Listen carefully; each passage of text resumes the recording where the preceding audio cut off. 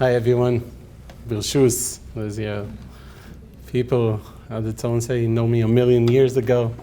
I always tell people also, like it's my whole life, so it's more than a million years.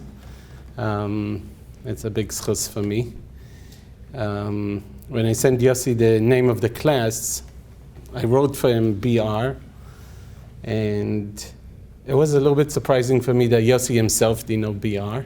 And I'm going to explain in a second what's BR, okay? But the main thing that he left out is that I called it one of my father's way of thinking and way of teaching. So this is what I want to share with you. I think, after we have a lot of inspiration, here in Project Inspire, and it's beautiful. I think what was special with my father is not just inspiration, but also taking things down to ground. Like, what do we do with it? Like, how do we take it into our lives? Like, what does it actually happen? So, as I said, first of all, it's my father's material. I mean, everything I know is my father, so it's like, Baruch Hashem. But let's start off with the concept. I mean, everybody knows why my father started Eish Torah, right? Okay. So we'll say it very quickly. My father was a young child growing up Lower East Side Manhattan, nice Jewish boy, very religious home. People ask me if my father himself was a Baal Tshuva, because a lot of times it looks like, you come from a Baal Tshuva background and so you open an organization, like many of the organizations that exist. My father grew up in a very strong family.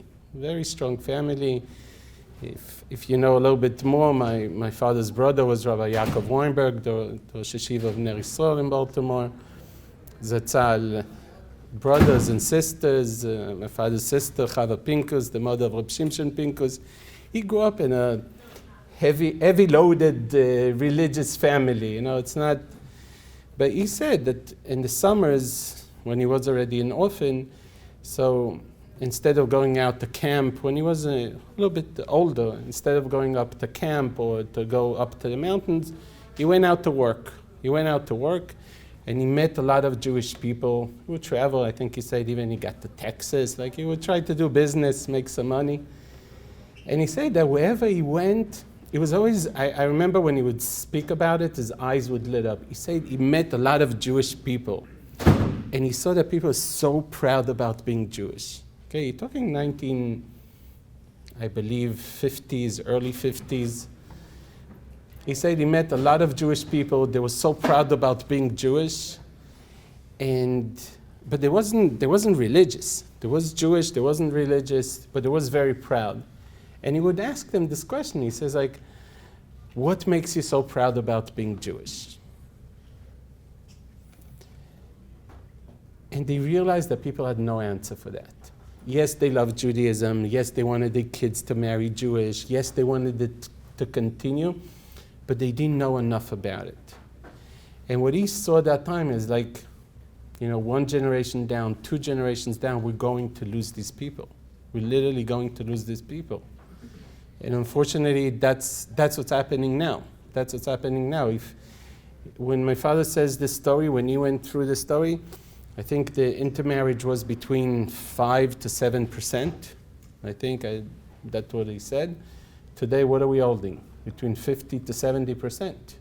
Our own brothers and sisters are getting lost. They're getting lost, and it's not because they hate it. It's not because they just don't know.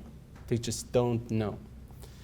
Anyway, so as you know, my father dedicated his life for this, to give more and more opportunities to people to stay Jewish, to marry Jewish, and for sure to get closer and closer to Hashem. So the process is that when he sees this big problem and he tries to make a difference, how do you make a difference? It's like sometimes when you see such a big problem, it's like, what could I do? What could I really do? I mean, the more that the problem is bigger, is the less of You don't have the courage. It's like, where do we start with such a big problem? And I be fair. My father, I call it the chain of responsibility. You know, the chain of life, like little animals eats big animals, like how it works. So I call it the chain of responsibility. You see a problem, you go to the rabbi of the shul. The rabbi of the shul goes to the rabbi of the community. Like, you know, everyone tries to push it off. And also my father tried. He went to Rosh Hashivas. He tried people to take responsibility, but no one really didn't take it. He said there was a one way. The Jewish people was a one way. It was a one way out of Judaism. Nobody wouldn't come back. Nobody wouldn't connect. He traveled to Eretz Yisrael. He went to the Chazon Ish. 2 days before he came, 3 days before he came, the Chazon Ish passed away. He basically realized that if he's not going to try, then, no, like he said, I have to quote, he said that his father always used to tell him, his father was very, very strong about Pirkei Avos. You know, he used to teach the family Pirkei Avos. And he said, he remembered his father all the time telling him, "B'makom she'en ish, ishtadel liot ish." You know, if there's no one doing the job, you have to at least try. So there my father starts his journey. Doesn't start it with Eish HaTorah, but he starts, you know, with different organizations. He tries this way and that way, trying to figure out, what do we do? How do we really connect people? And technically, I could say, you know, the system is that he believed very much in leadership. And that was his idea. He learned it from Sarah Schneerer. He learned it from the Torah. So that's in the technical side. But in the thinking process, it was clear for him that we have to get people to start thinking. We have to get people to start thinking. Like, we think that we're thinking, but we're not really thinking. Our lives is like some kind of a machine. You know, it's processed. It's processed that once the food gets to our mouth, you know, we drink, we don't, you know, choke on it. We have a lot we're doing, but it's not really thinking. And his whole life was dedicated to this thing. How do we cause people to think? Because his way, going back to this question, what gave the Jewish people this sense of being proud about being Jewish? What was it? And for him, it was very clear. Like, he would do this question in a different way. He would tell students, he would tell them, like secular students, he would ask them this question. And you have to think about it. He says, for 2,000 years, we survived in exile. 2,000 years, we survived in exile. And it's, I don't know, I don't know if it's the right comparison, but did you ever go to a country that you have no idea? Someone was in France. Like, they don't speak English, they don't speak nothing. It's like you feel like you feel like death almost, right? It's like, we don't know what's exile, but just imagine going to a place, you have no connection, no language, no nothing. You're like from zero. The Jewish people were spread around the world, and still they kept up. For 2,000 years, we kept up, we stayed together. What gave the Jewish people the power? And it's a good question to think for ourselves, because it's a, you know, if the way that he would look at it is that if we understand what gave them the power, we could learn it for ourselves and also teach it for our children. And he said it in 2 words. The Jewish people will always have the thing that's called Torat Chaim, is wisdom for life. He says, when someone has wisdom for life, nobody can go against him. He doesn't blink. He's not afraid. Wherever he goes, he knows who he is. I always tell this example. Anybody learned was in Harvard University? Okay, so I can make fun of them. Okay? So I say, do you ever meet someone from Harvard? He's like, I'm from Harvard, man. It's like, I say they don't step on the floor. It's like, you know, they're so proud about being, you know, from Harvard. Now, what's so special there? I mean, there's so many tests, there's so many, like, it's hard to get in, it's expensive. What's so special about it? The way that I look on it is they understand that they have the opening for wisdom that's, in their eyes, of course, almost endless. Like, you know, it's like the best university in the world. And this is how my father would say, this is us, the Jewish people. We knew that we have the best wisdom in the world. We have the best wisdom in the world.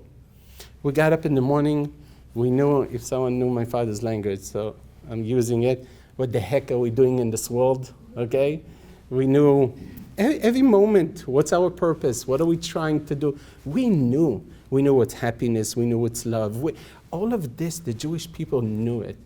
So it doesn't matter where you are. If you know who you are, it doesn't matter where you are. And my father, basically what he tried is to take this and to try, also for ourselves and also for secular people, that was his way to connect people, to show them the wisdom of life, to show them the wisdom of Torah. And here comes in the word BR, okay? My wife is a graphic artist, so she has a lot of these, there's the commercials that they do one word and then the next day. So I told Yossi specifically, don't write what is it. Maybe people will come just to hear what's BR. So my father would use BR. He took it from the words, from the letters, CPR. By the way, I'm an Israeli, born in Israel, raised in Israel, so I hope my English is not so bad.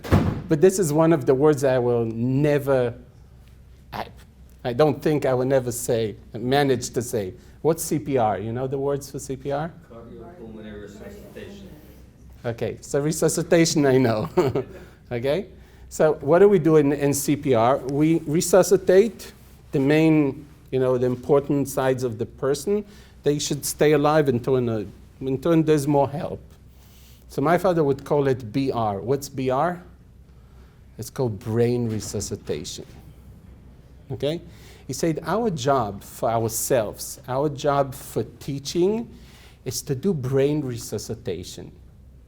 And again, we think that our brain is working. Here I'm alive, everything is working good. It's true, but most of our brain is sleeping. Ani yeshena v'libi el. Like, we could be alive, we could be awake, but our brain is sleeping. He doesn't want to work too hard.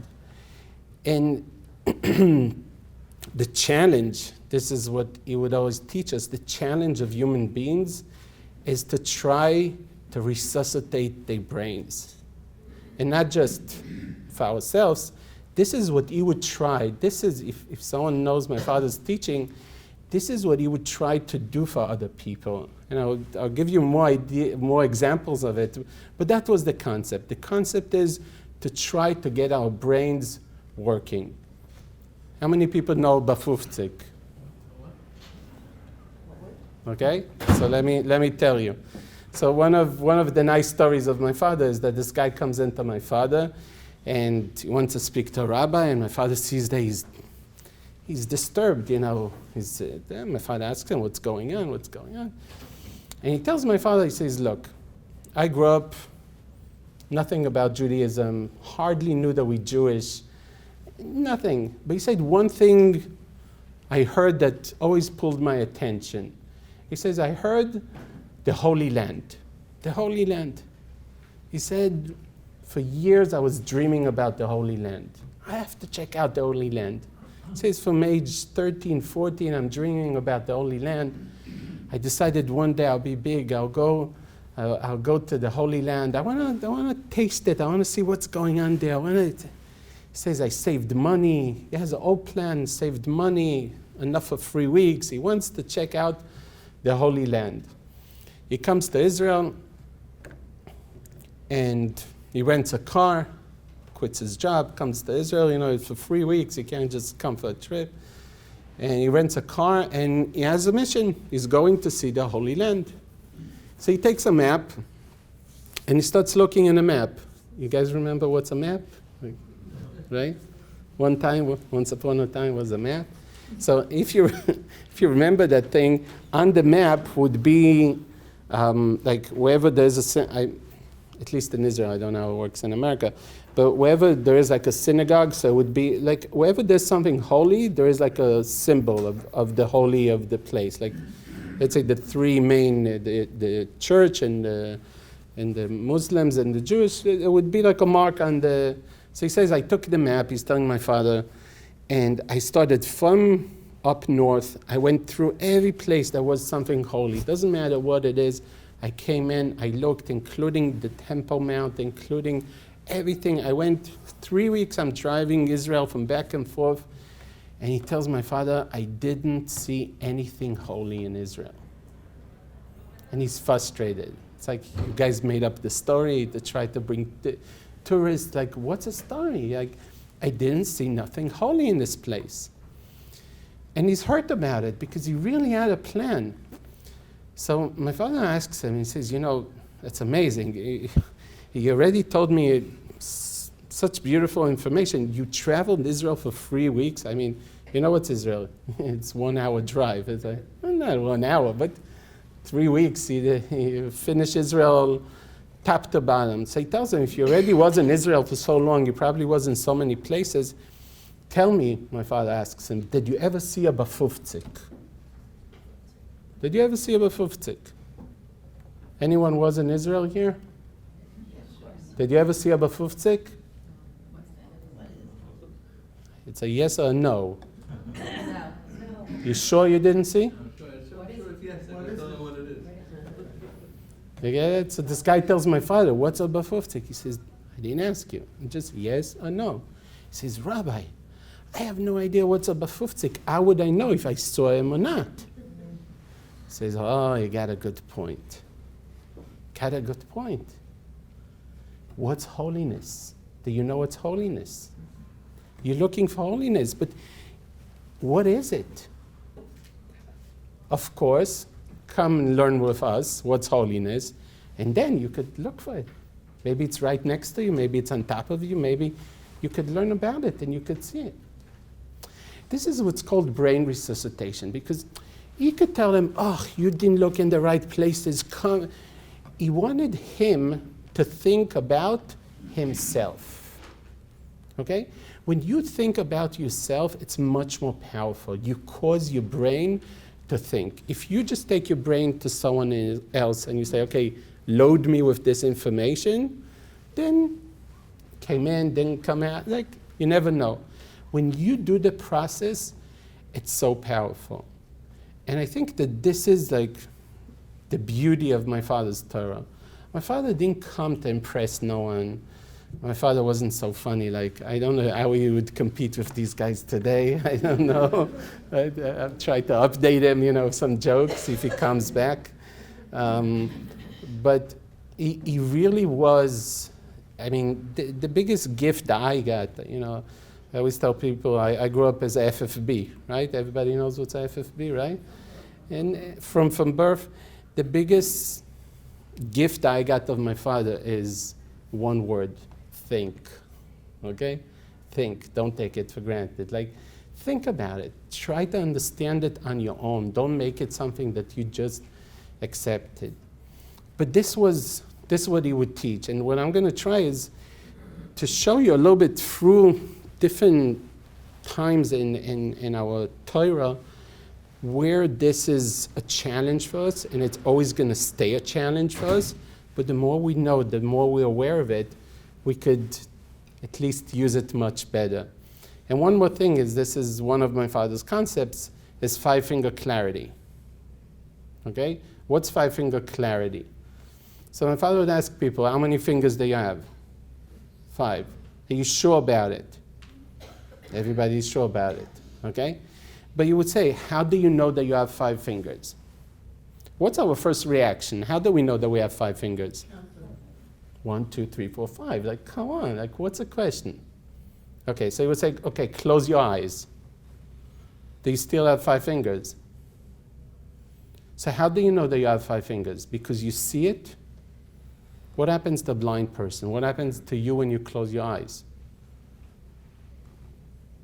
How do you know? You feel it. It looks like you feel it. Okay, 1, 2, 3, 4, 5. Okay? Now take a child that is just learning to count. Does he have feelings? Big time, right? He has a lot of feelings. Why doesn't he have the feeling for 5 fingers? What is the missing? Knowledge. So how do we know that we have 5 fingers? Because of our knowledge. Because of our knowledge, we know to count. Because of our knowledge, we know to understand what are we feeling. But this doesn't happen just because our eyes or just because our touch. It starts with our BR, with our brain. The knowledge that comes into us is who we are, is what we understand. That's what we have to focus, because sometimes, and we're going to try to see it in a few different places, we want to see pictures. Like here, 5 fingers, I see it. It's not I see it, I know it. It's much more in my brain than what it is in my vision. My vision helps me, but it really starts from the brain. So let's start. Let's start from the beginning. Bereshit bara Elokim et hashamayim v'et haaretz. Okay? God created the world and created a beautiful world, and he brings Adam Arisha, he brings in Chava. We're already into the story. And Hashem comes over to him and he says, ויצב השם אלוקים על האדם לאמור, מכל עץ הגן אכול תאכל. I'm telling you one pasuk, it's pasuk Tezayin. Tell me what you hear. Hashem tells of Adam Arishain, from all the trees of Gan Eden, you should eat, right? This is a translation of the words. Vayitzav Hashem Elokim, Hashem commands. Okay, he doesn't give it as an option, he commands. Lemor mikol etz hagan echol tochel. That's one pasuk. From all the trees you should eat. What do you guys know? Are we allowed to eat from all the trees? No. There's one tree that you're not allowed to eat. Ume'etz hadat tov hara lo tochal. That's the next pasuk. But there's one tree that you shouldn't eat from it. I don't understand. Before a second, Hashem says, eat from all the trees. Then he says, oh, but don't eat from one tree. It's as if, you forgot. You take a guest to your house and you say, okay, you could take anything you want. Oh, one closet, don't touch. That's my Pesach closet. Like, okay, you don't say everything. You say that closet is Pesach, but the rest of it you could eat. We would expect Hashem to say, don't eat from this tree, but the rest of it you could eat. And what's this tree? This tree is in front of you, in front of your eyes. It's the most beautiful tree. What's going on? I know it's the wrong parsha. Don't worry, I'm still jet-lagged, but not... Huh? The intended. So what's the difference between... This is how my father would explain. What's the difference between Eitz HaChaim to Eitz HaDas? What's Eitz HaChaim and what's Eitz HaDas? We have here 2 trees. Eitz HaChaim, what does it remind us? Eitz Chaim hi lamachazikim ba, right? The Torah is Eitz HaChaim. The Torah is the tree of wisdom, of life. This is how we live our life. This is the best way to live our life. That's the Torah. What's Eitz HaDas? Eitz HaDas is knowledge. Eitz HaDas is knowledge. Hashem is telling Adam Arisha, and he says, look, in your life, in every person's life, we're always going to have 2 ways to go about life. One way is just Eitz HaDas. Rabbi, tell me what I have to do. Tell me what I have to wear. Tell me how many hours I have to pray. Tell me how many hours I have to learn. Tell me what I have to do. That's Eitz HaDas. Give me the instructions what I have to do. The other way around is going through the path to it, learning about it. What is Torah? Let's take, for example, Shabbos. Okay? So Shabbos, there's 2 ways of keeping Shabbos. There's one way of just, you open Shmiras Shabbos, okay, you're allowed, you're not allowed. There's very technical instructions that you could get how to keep Shabbos. But everybody knows if they just keep Shabbos of what you're allowed and what you're not allowed, it's like, it's not you. It's just keeping a list of things. What's the right way? To learn about Shabbos. To understand what is Shabbos. What does it mean to rest? What does it mean Hashem is resting? What are we supposed to enjoy on Shabbos? The ilcha is, the halacha of Shabbos is maybe... It's a result, or it's maybe part of it. It's an important part of it. But the way is, first of all, to learn about it. If you learn about something and then you do it, it's much more powerful. And this is what Hashem is telling Adam HaRishon. You have two ways to go. And you have to get to the tree of knowledge. You're going to get to the tree of knowledge. Mikol etz hagan tochel. And the end of the day, you're going to eat from all the trees.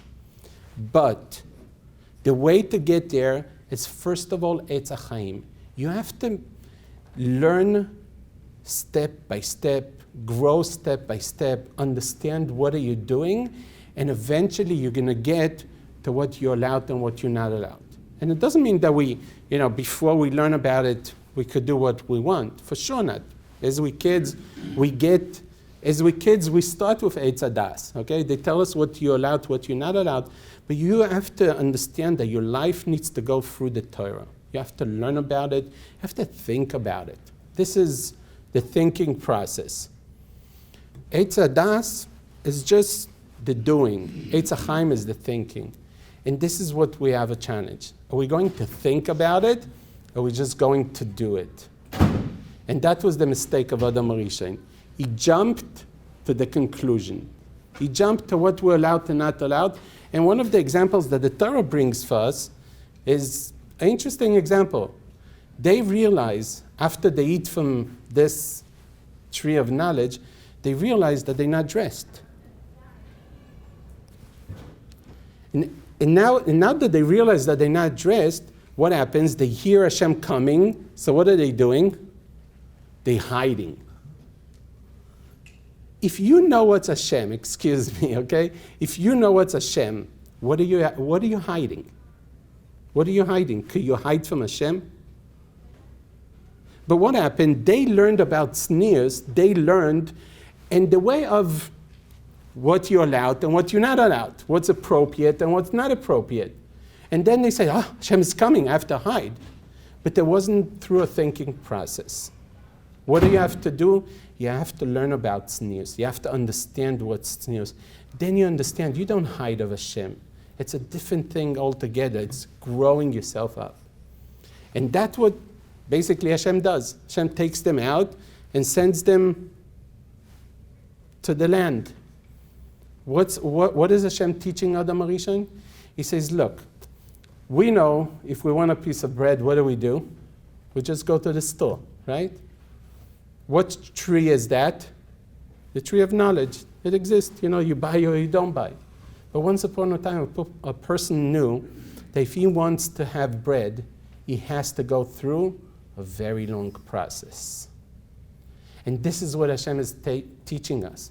You have to go the long process, because you're here not just to do, you're here mostly to think about it. Because when you think about it, it's yours. When you just do it, then you do it. It's nice, not, chas v'shalom, but it's not really yours. You're not really connected to it. So there it starts. This is a challenge of human beings. But let's jump to the Jewish people. And the jump to the Jewish people is just before Ma'amad Har Sinai. Hashem comes and he offers the Torah to many different nations. And the Jewish people come up with the secret. You guys know what's a secret? What's a code to get into Ma'amad Har Sinai? Which code do they need to say? Na'aseh v'nishma. Okay? The Medrash says that when Hashem hears that the Jewish people say Na'aseh v'nishma, he says, Mi gila ra ze lebonai. Who gave out my secret? My father would ask, wait, let's try to understand how it works, okay? There's a cabinet, Hashem sits with all his guys. He says, shh, I have a secret. Don't tell no one, okay? Don't tell no one. If they say Na'aseh v'nishma, we let them in, okay? And then Hashem, who gave out my secret?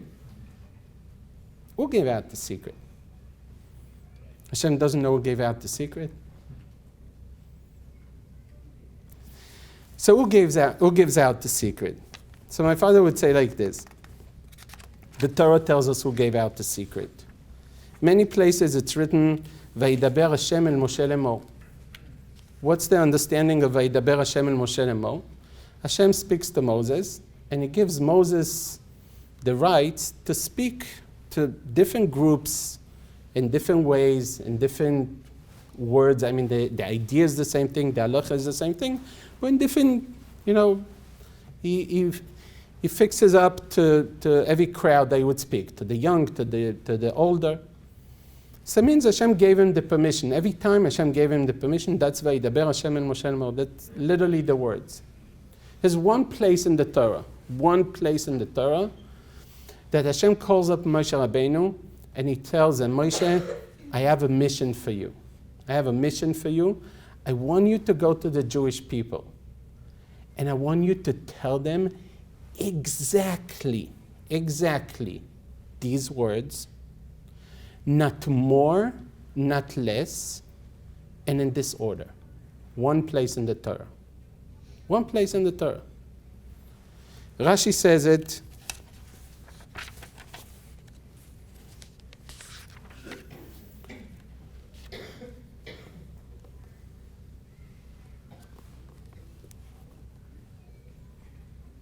Kotomar, says Rashi, balashon hazeh v'kaseder hazeh. In this language and in this order. And after the words, Eila advarim asher tasim lifneim, lo pachot velo yoter. Okay, an extreme. That alone is something to look into. The only place that Hashem tells Moshe Rabbeinu, here's exactly the words, not more, not less, not in this order. It's like, whoa, probably there's here something. What's the result? Moshe Rabbeinu, it's written that Moshe Rabbeinu comes and he says exactly these words, and what's the result? What does Am Yisrael say? Naaseh v'nishma. Okay? So it's like I tell you, go to this child, tell him these words, and see what he says. Right? I know what he's going to say. So basically Hashem is giving over the secret. And in a second we'll try to explain so why is Hashem asking? But what was it? Hashem tells Moshe Rabbeinu and he says, look, Ko tomar lebet Yaakov v'tagid libnei Yisrael. He tells them, Atem ra'item et asher asiti b'Mitzrayim. You have seen what I did in Egypt, ועושה אתכם על כנפי נשרים ואביא אתכם אליי, ועתה אם שמוע תשמעו בקולי ושמרתם את בריתי והייתם לי סגולה מכל העמים כי לי כל הארץ, ואתם תהיו ממלכת כהנים וגוי קדוש, אלה הדברים. Hashem tells Moshe Rabbeinu, he says, go to the Jewish people and tell them, you have seen what I did in Egypt. I took you on the wings of the eagle. If you're going to listen, you're going to be the chosen nation. You're going to be Mamlechet Kohanim. These is the things that you should put in front of them. And what was the result? They said, Naaseh v'nishma.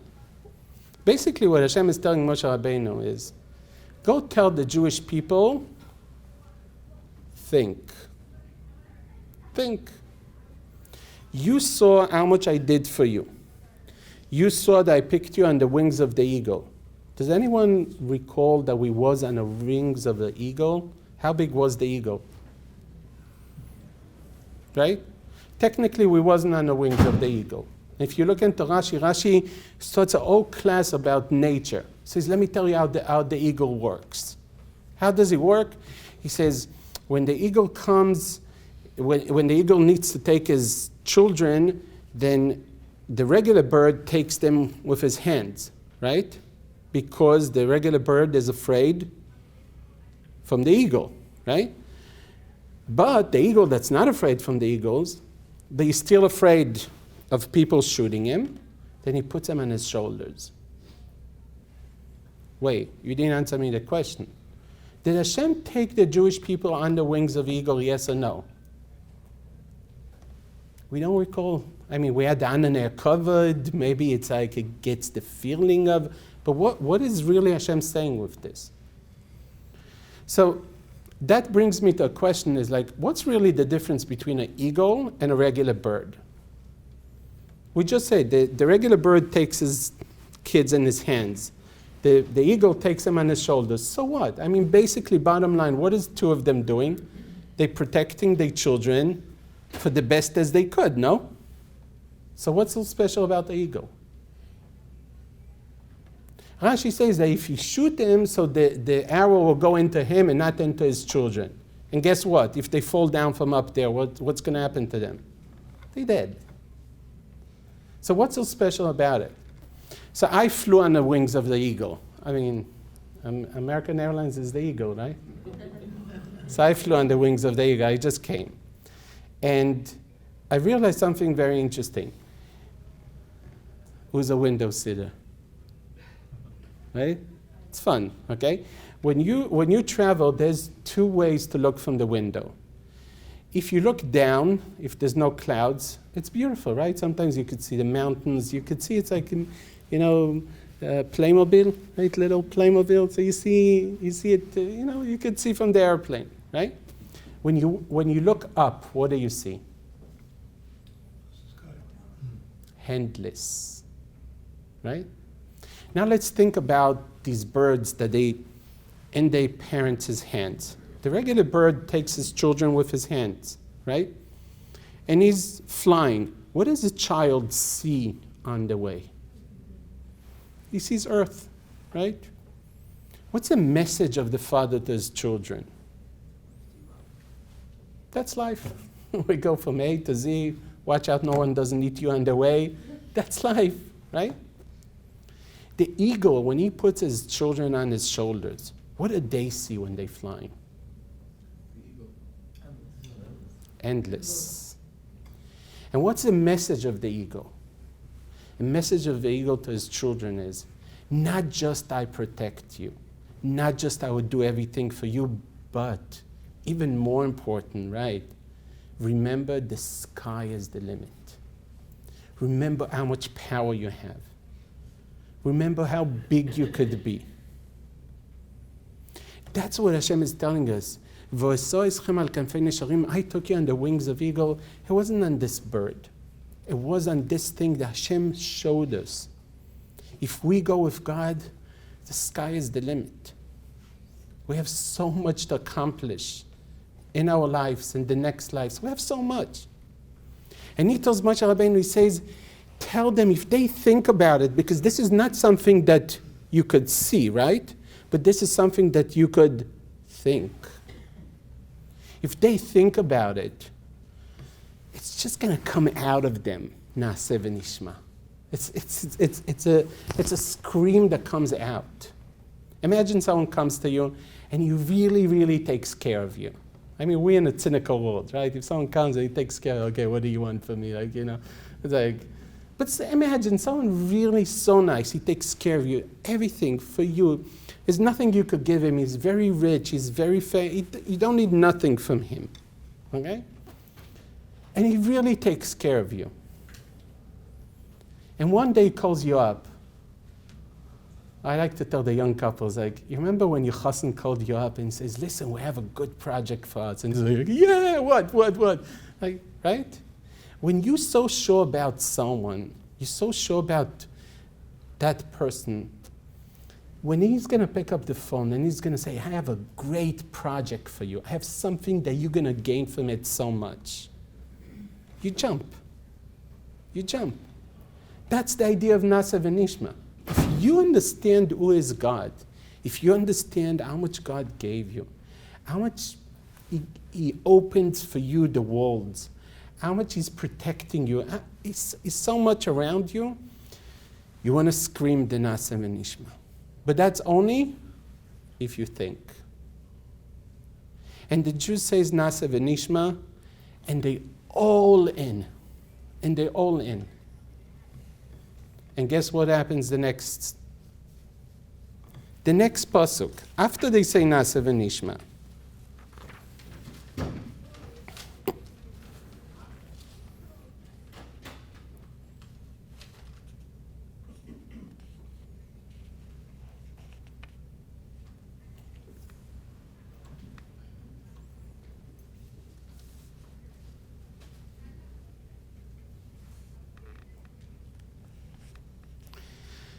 Hashem tells Moshe, okay, you know what's the next step? This is the process. ויאמר השם אל משה, הנה אנוכי בא אליך באב הענן, בעבור ישמע העם, בדברי עמך, וגם בך יאמינו לעולם. Hashem tells Moshe Rabbeinu, here's the next step. I will come, I'll speak to you, people will listen, and they will believe in you forever. This was the plan. If they trust me so good, if they all in, here's the plan. This is what needed to be. But what happened? Vayagid Moshe es divrei ha'om el Hashem. Forgive me, Avraham Fried. Okay? Beautiful song, right?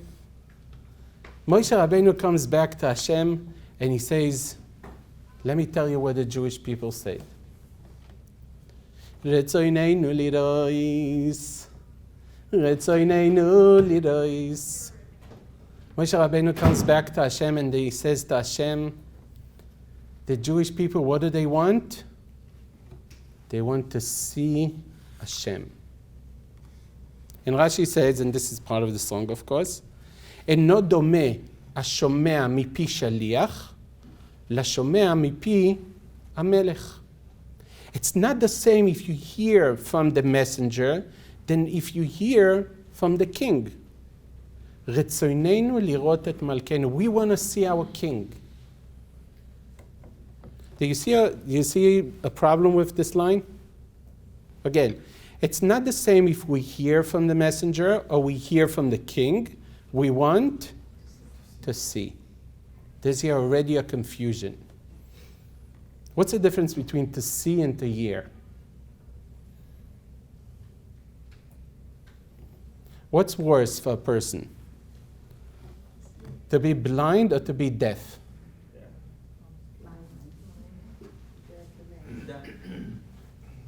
Let's try it out, okay?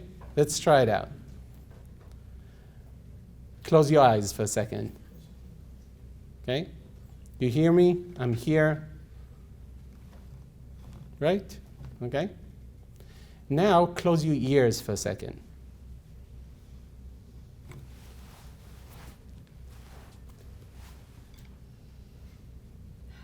What was more hard for us?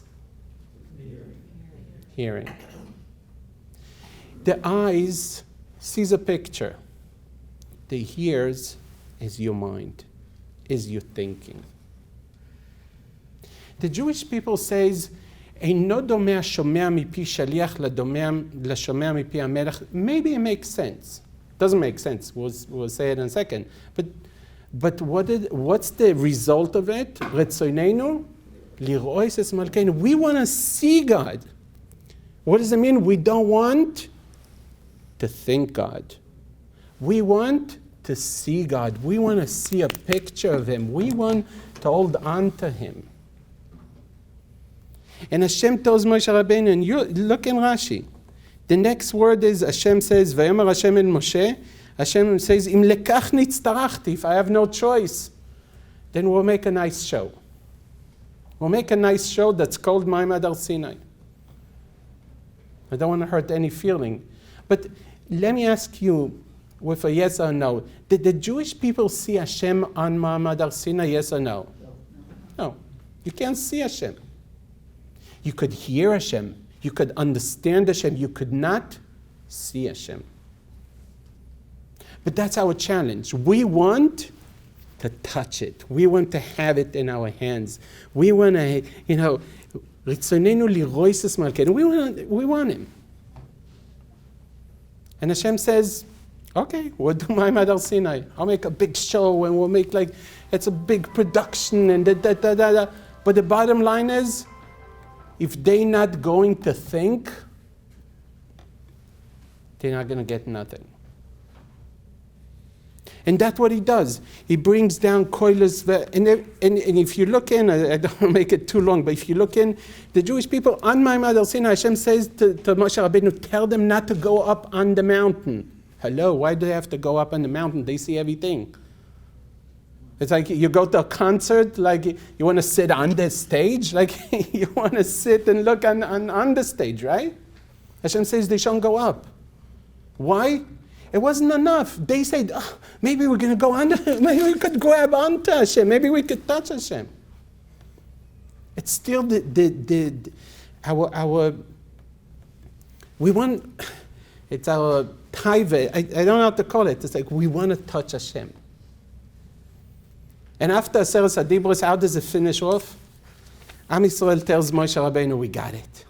Ato tedaber, and we're going to listen. We're going to listen. These are the words. ואמרו אל משה, אתה תדבר עמנו ונשמעו.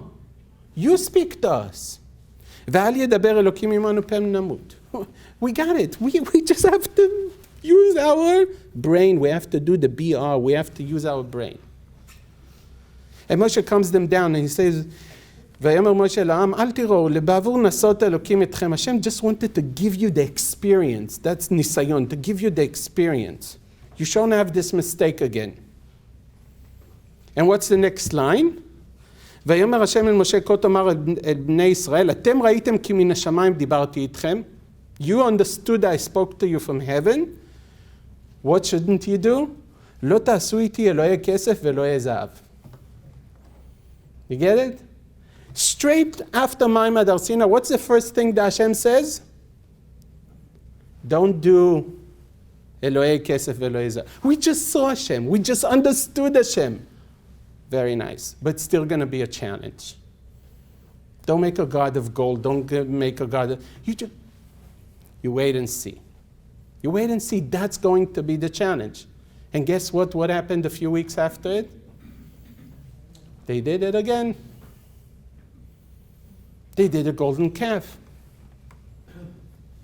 And if you think about it, Moshe Rabbeinu comes with the Luchos Abris.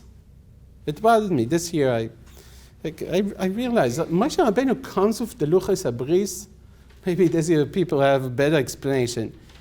He takes the Luchos Abris and he breaks it on the floor. First of all, when did Moshe Rabbeinu know that Am Yisrael have sinned already? Hashem tells them, Red Kishi Chesam. Hashem up there tells them, you know, your nation. If you don't think that they deserve it, just leave it there, right? Why do you bring it and smash it on the floor? And excuse me, you know, I don't like you guys. Boom, you know, what are you doing? What are you doing? Why did Moshe Rabbeinu need to break the Luchos Abris? Hashem gave me a gift. And there's another two words with the Luchos Abris. What's written? Where did he break it?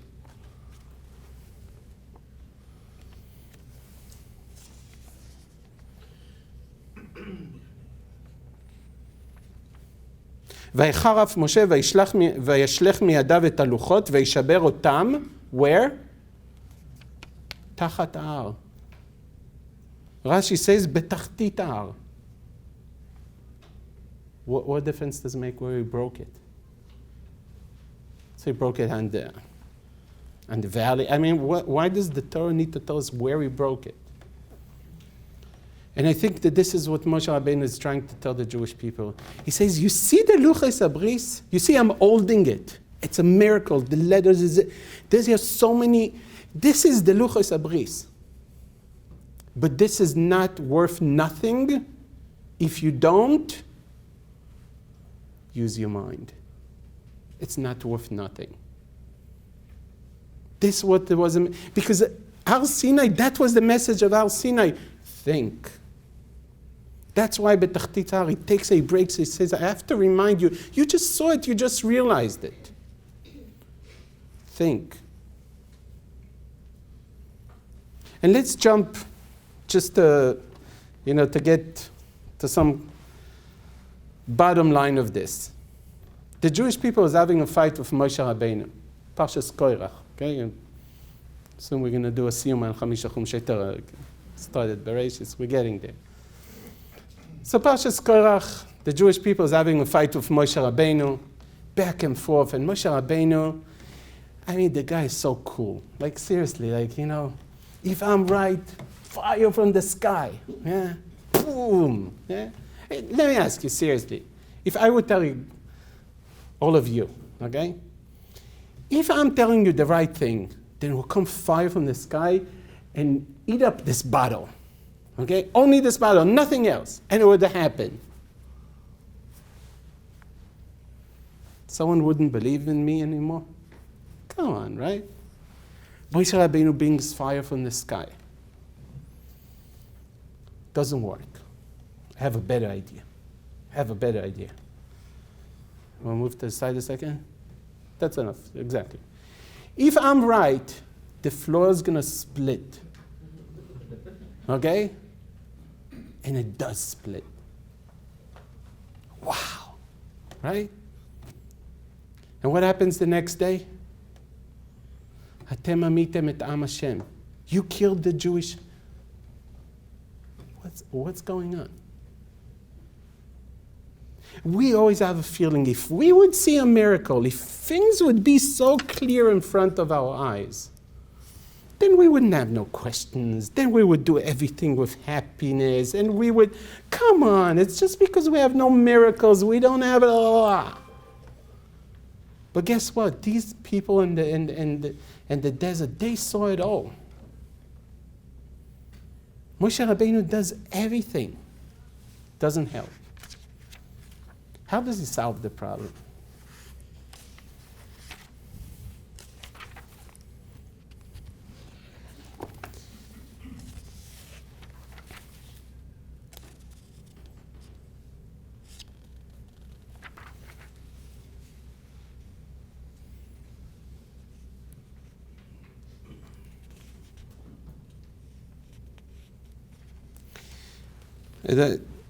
Don't want to read everything, but basically Hashem calls up Moshe Rabbeinu and he says, listen, I have a solution how to solve this problem. I have a solution. What else can we do? I mean, we did everything. What else can we do? Hashem tells Moshe Rabbeinu, tell the Jewish people, tell them each one to bring a stick, every tribe to bring a stick. And we will put it into the closet. We'll put it here under this, okay? We'll close it up. And tomorrow morning, we're going to open it up. And whoever is going to have a flower, everybody is going to know. Seriously? We opened the ground. We took down the fire. It was a pandemic. It was everything. Nothing didn't change. One stick with one flower is going to change? Hashem says, והשיקויסי מעולי את תלונות בני ישראל אשר הם מעלינים עליכם. Hashem says, here I have a solution. I'm going to solve for you this whole thing. Tell them to bring a stick. How does it make sense? And this is how my father would explain it. He says, listen, if a person doesn't want to see Hashem, if he doesn't want to think, it doesn't matter what's going to happen around him. The skies is going to fall, the ground is going to open, fire is going to come from different places. Nothing is not going to change. But if you want to use your brain, if you want to understand, it means you're going to bring the stick and you're going to say, I want to understand. I want to think about it. It's enough, even one little flower, to change your life. If we think we could change our lives. And already over the time, one more. The name Eisha Torah is based on this old story. It's based on this old story. Why did my father call Eisha Torah Eisha Torah? He said he took it from the story of Rabbi Akiva. Rabbi Akiva, I always call him, is the most interesting conflict that a Jewish person ever had. From one hand, one of the greatest, I even say I don't understand what does it mean, but that's what the Medrash says, that when Moshe Rabbeinu comes up to bring the Torah, he sees the yeshiva of Rabbi Akiva, it's written Chol Shadaisa. He's jealous, what's Chol Shadaisa? It's like jealous, let's call it like that. And two, when he heard that they say, Dalocha leMoshe Sinai, then he come down. Rabbi Akiva was one of the greatest. But what happened? Until age 40, Rabbi Akiva is totally ignorant. What changes his life? The water dropping on the rock. The water dropping on the rock, the Medrash says, Rabbi Akiva sees the water dropping on the rock and he says, water can make a hole in the rock? And they say, yes. Here's the fact, Avanim shachaku hamayim. The water makes a hole in the rock.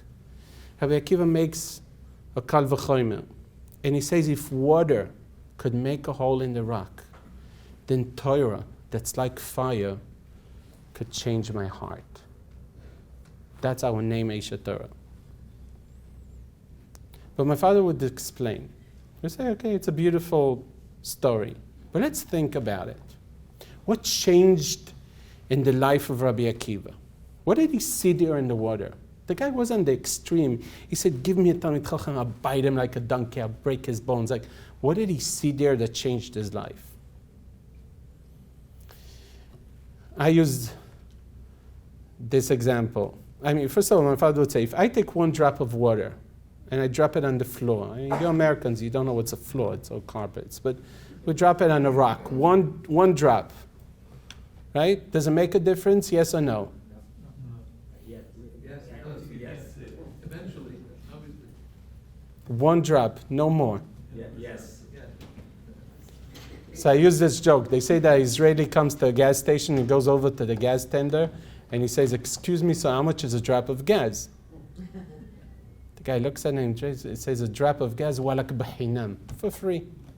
What does the Israeli say? You American polites. What does an Israeli say? Fill up a tank of gas, of drops of gas. Right? It's simple math. If one drop, Hashem is also bringing you drops. If one drop is 0, then 1 trillion drops is still going to be 0. You say, this would change Rabbi Akiva's life. Rabbi Akiva wanted to see the difference right away. He would go into a class, I don't see the difference, I don't see the difference. In different words, he would jump to Eitz Adas. I want to see, I want it to happen already. And it stopped him. It stopped him and it got him so frustrated. Because you don't see the difference. But if you go back to Eitz HaChaim and you understand that everything is a process, and every step that you do, every thought that you have, everything that you learned, you are a different person, the sky is the limit. And my father said that's the essence of the name of Eisha Torah. Don't jump to the conclusion. Learn about it. Take step by step, but understand how powerful is it to think. And I'll just finish off with ideas that my father would do. Okay? So he would tell people, what would you rather be? Happy or rich? Everybody says happy. Okay? This is BR. You get someone to think. You don't tell him, come on, you want to be happy. He's like, oh, toda rabbi. No, thank you. What do you ask him? What do you want to be? What's your life? You think. And he thinks for a second. He says, I want to be happy. And then you tell him, tell me, how much time in your life are you going to invest in learning how to be happy? And how much time in your life you're going to invest in learning how to be rich? You see how different is it if you tell someone something like this or you cause him to think? Happiness, love, how long do you want to be married? How long do you want to love? So many things that he would put it for them to think. If we cause other people to think, if we cause ourselves to think, we could see God. Bezrat Hashem. Thank you very much.